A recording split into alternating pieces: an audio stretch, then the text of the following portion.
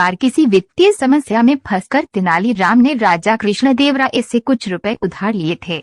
समय बीतता गया और पैसे वापस करने का समय भी निकट आ गया, परंतु तेनाली के पास पैसे वापस लौटाने का कोई प्रबंध नहीं हो पाया था। सो उसने उधार चुकाने से बचने के लिए एक योजना बनाई।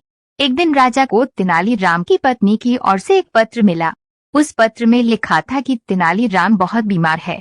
तेनालीराम कई दिनों से दरबार में भी नहीं आ रहा था, इसलिए राजा ने सोचा कि स्वयं जाकर तेनाली से मिला।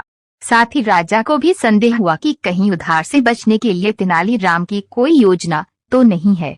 राजा तेनालीराम के घर पहुंचे। वहां तेनालीराम कंबल ओढ़कर पलंग पर लेटा हुआ था। उसकी ऐसी अवस्था देखकर राजा ने उसकी पत्नी से कारण पूछा। वह बोली, महाराज, इनके दिल पर आपके दिए हुए उधार का बोझ है। यही चिंता इन्हें अंदर ही अंदर खाए जा रही है और शायद इसी कारण यह बीमार हो गए। राजा ने तेनाली को सांत्वना दी और कहा, तेनाली, तुम परेशान मत हो। तुम मेरा उधार चुकाने के लिए नहीं बंधे हुए हो। चिंता छोड़ो और शीघ्र स्वस्थ हो जाओ। ये सुन तेनालीराम पलंग से कूद पड़ा और हंसते हुए बोला, महाराज, धन्यवाद। ये क्या है तेनाली? इसका मतलब तुम बीमार नहीं थे। मुझसे झूठ बोलने का तुम्हारा साहस कैसे हुआ? राजा ने क्रोध में कहा। नहीं नहीं महाराज, मैंने आपसे झूठ नहीं बोला। मैं उधार के बोझ से बीमार था।